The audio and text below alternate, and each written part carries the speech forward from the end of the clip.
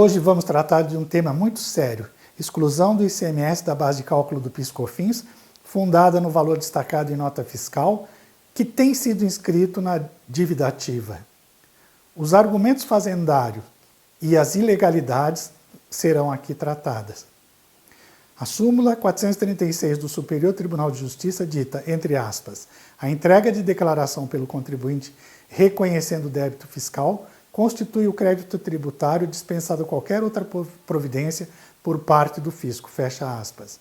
O contribuinte, suportado por decisão judicial transitada em julgado, isto é, aquela que não mais comporta qualquer recurso, promove a compensação tributária baseada no montante do ICMS que excluiu do PIS e COFINS pago indevidamente ao longo dos anos. E isso é registrado em sua escrituração fiscal, digital EFD. Paralelamente, ele entrega também ao fisco informações em declaração de débitos e créditos tributários federais, DCTF. Ao cruzar ambos os documentos, o fisco estima qual o valor a ser compensado pelo contribuinte. Adotando em seus cálculos as regras da Solução de Consulta número 13 de 2018, ele, fisco, constitui o crédito tributário diretamente, sem antes promover o lançamento via auto de infração. E o pior, vem escrevendo esse suposto crédito dele na dívida ativa. Para muitos contribuintes, ter débito inscrito na dívida ativa pode significar problema muito sério ante a restrição de acesso a créditos públicos ou mesmo perante bancos privados em decorrência de ter sido negativado junto aos órgãos de proteção de crédito. Além, claro, de ficar impedido de obter certidão negativa de débitos de tributos federais, CND, de participar em licitações públicas e, é óbvio, de a Fazenda Pública credora intitular-se a registrá-lo no CADIM, que é o Cadastro Informativo de Créditos Não Quitados do Setor Público Federal, e contra ele iniciar a execução fiscal. Ocorre que alguns senões aí, o primeiro deles, e talvez o mais importante, é que ao entregar as declarações EFD e DCTF, o contribuinte não está, em hipótese alguma, confessando a existência de débito equivalente àquele que o fisco apura e inscreve na dívida ativa. Em hipótese alguma. Uma coisa é declarar o exato montante que o contribuinte entende devido ao fisco e não recolher, total ou parcialmente. Hipótese em que aplicável a dita súmula do STJ. Outra, completamente diferente, é o contribuinte declarar o exato montante que entende devido, nele já considerados os efeitos da exclusão do ICMS do PIS/COFINS, e o fisco disto discordar, e sem inaugurar o contraditório por meio de auto de infração, oportunizando-se ele próprio, o fisco, demonstrar seus cálculos e o contribuinte dele discordar, quer na instância administrativa ou judicial, sem qualquer demonstração de seu suposto direito, inscrever a alegada diferença em dívida ativa. Ou seja, a súmula 436 do STJ é absolutamente inaplicável neste caso, valendo unicamente para as situações em que o contribuinte declara, mas não recolhe o tributo, total ou parcialmente. Aí sim, constatando a inexistência de recolhimento total ou parcial, autoriza o fisco a inscrever o débito na dívida ativa. Notar que, enquanto a súmula 436 embasa o direito de o fisco exigir o imposto não recolhido, tomando por parâmetro o montante total declarado como dívida pelo próprio contribuinte, a situação concreta, objeto dos presentes comentários, é muito diferente, já que o fisco, por discordar, recalcula o débito declarado pelo contribuinte e inscreve a diferença então apurada pelo próprio fisco.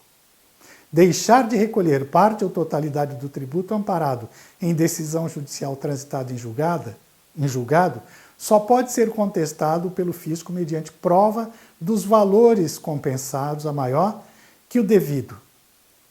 A única fonte de informação de que dispõe o fisco é aquela disponibilizada pelo contribuinte, na DCTF, evidenciando o valor do PIS/COFINS devido. E na EFD, onde forma estar excluindo da base do PIS/COFINS o ICMS destacado na nota fiscal, ao invés de, conforme vem ilegalmente exigindo o fisco, com base no montante apurado no livro fiscal de apuração do ICMS. Entendam bem essa nuance. O informe pelo contribuinte da exclusão do ICMS da base das contribuições com suporte naquele destacado na nota fiscal não contém exata indicação do exato montante, que após inscrição na dívida ativa transforma-se no quantum debeatur, no quanto devido, exigível mediante execução fiscal, por ele excluído mediante esse critério. Lembrando que o início de todo o processo de compensação tem lugar com a entrega do pedido de habilitação do crédito. Ali é indicado o montante total do crédito oriundo das exclusões do ICMS que o contribuinte tenha apurado. Mensalmente, ao efetuar a compensação, o contribuinte apresenta a Perdicomp, onde irá demonstrar a compensação efetiva. Assim, isso se sucede mês a mês, até que, ao final de um dado tempo, suponhamos 2 anos, todo o montante do crédito corrigido terá sido efetivamente compensado. Antes disso, o fisco não dispõe de liquidez e certeza apta a lhe permitir, baseado em números concretamente informados pelo contribuinte, amparar sua alegação de liquidez e certeza e exigibilidade, atributos intrínsecos e inerentes ao título extraído após inscrição na dívida ativa. Ainda porque há relatos de que os contribuintes têm detectado erros nos cálculos realizados pelo fisco. Entretanto, estão impedidos de contestar tais cálculos na instância administrativa simplesmente por ser esta deliberadamente suprimida pelo fisco. Só poderá utilizar seu direito de defesa embasado em números em ação ordinária própria, estratégia esta que embute os riscos de sucumbência.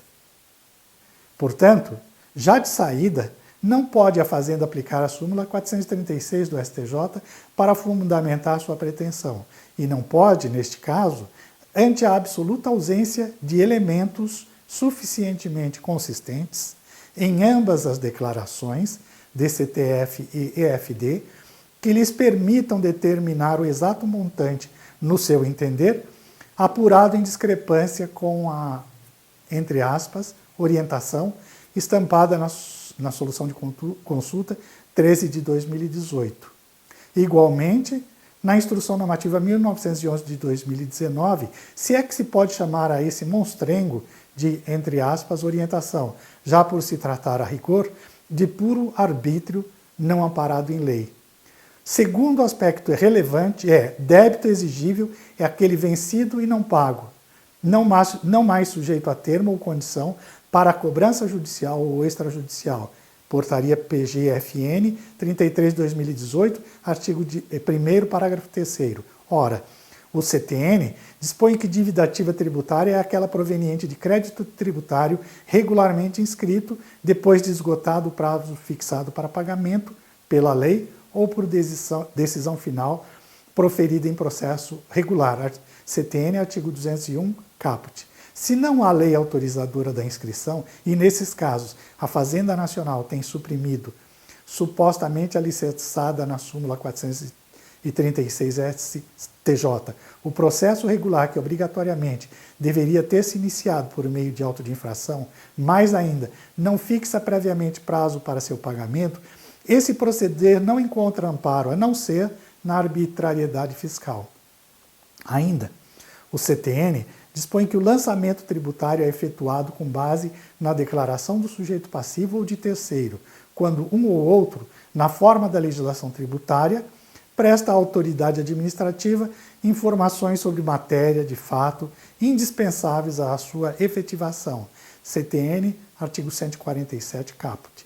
Só é permitido o arbitramento pelo fisco nas hipóteses em que o cálculo do tributo tenha por base ou tome em consideração o valor ou preço de bens, direitos, serviços ou atos jurídicos, e, nesse caso, mediante processo regular, sempre que ocorram omissões ou não mereçam fé às declarações ou esclarecimentos prestados pelo contribuinte. CTN, artigo 148.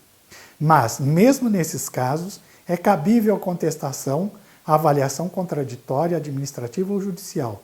Veja-se que não se trata de situação, no caso concreto, que nos termos do disposto no artigo 148, admita o arbitramento.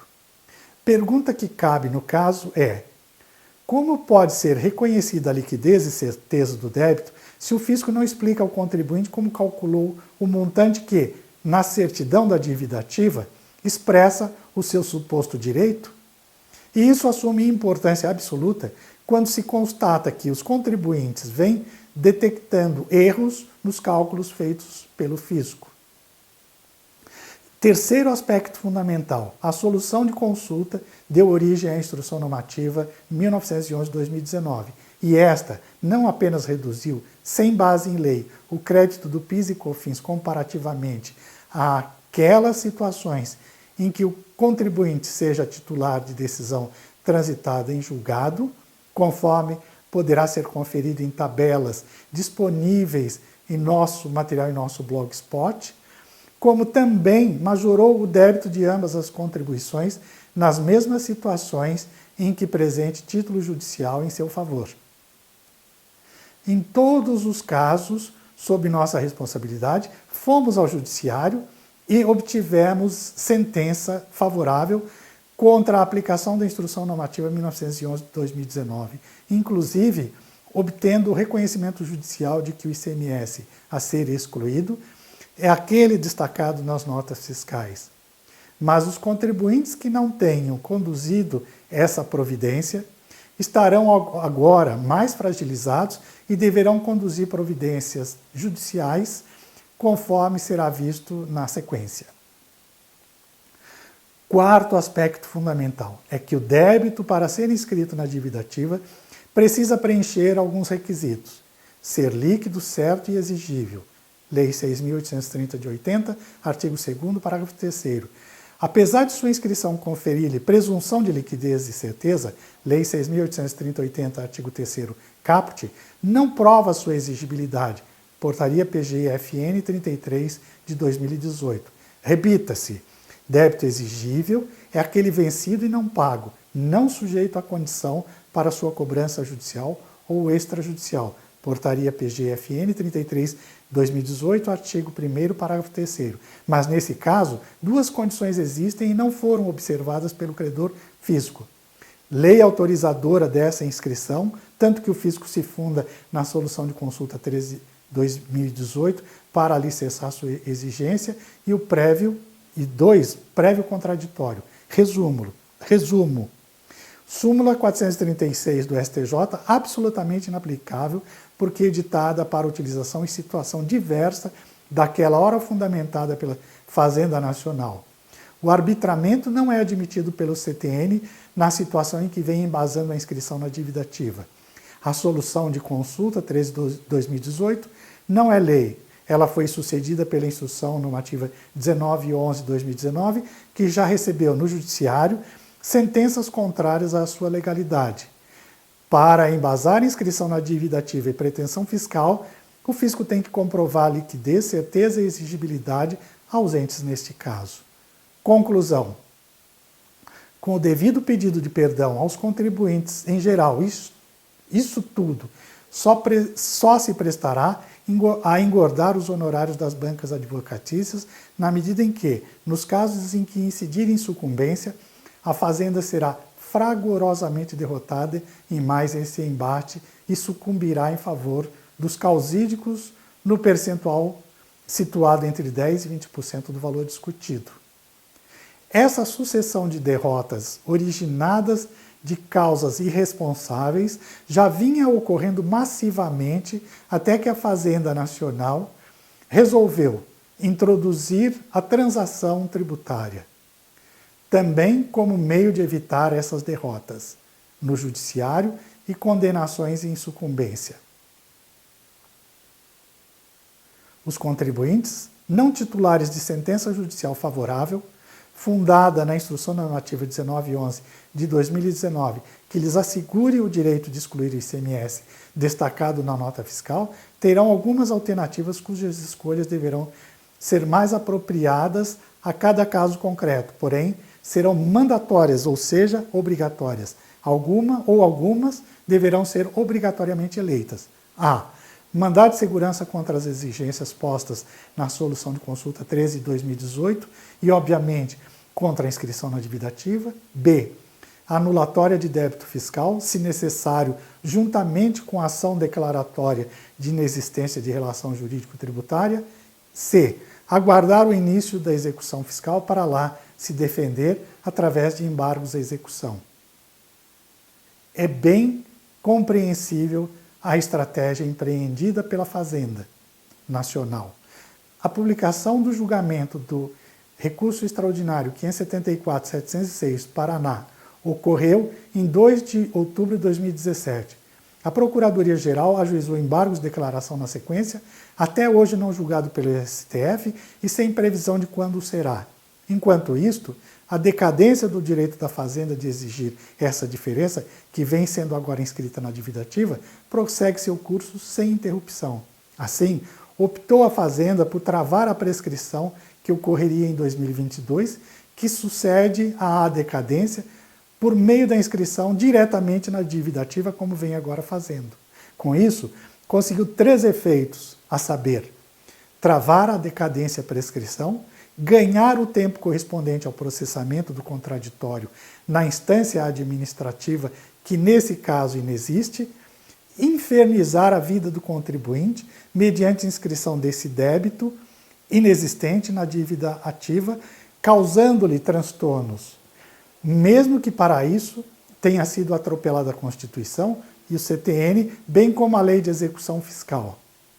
Enfim, se tudo o que os empreendedores precisam é de segurança jurídica para empreender, manter-se e crescer, tudo o que não encontram em nosso país é exatamente isto. Qualquer que seja o segmento, setor, área, inclusive na tributária, de modo que sem esse norte para tocarem a vida com atenção àquilo que sabem fazer, isto é, gerar riquezas e emprego, produzir, comercializar, prestar serviços, sabendo de antemão qual sua margem líquida e quais as diretrizes para crescer, a total ausência desses parâmetros os deixam desnorteados, com justa razão. Nem mesmo uma decisão judicial transitada em julgado, a que se obrigam as leis a respeitar, Lei de Introdução à Norma do Direito Brasileiro, artigo 6º caput e parágrafo 3º, são observadas pelo fisco brasileiro. Não apenas o futuro, mas também o passado é incerto. O espírito empreendedor há um dia de triunfar, e esse dia chegará quando tivermos um judiciário forte e coeso na defesa das leis e da Constituição. Oxalá. Os links para matérias capazes de ampliar o entendimento do leitor estão todas inseridas em nosso blogspot, onde esse tema está também disponível. Além de disponível em podcasts e na Alexa, da Amazon. Muito obrigado e até uma próxima.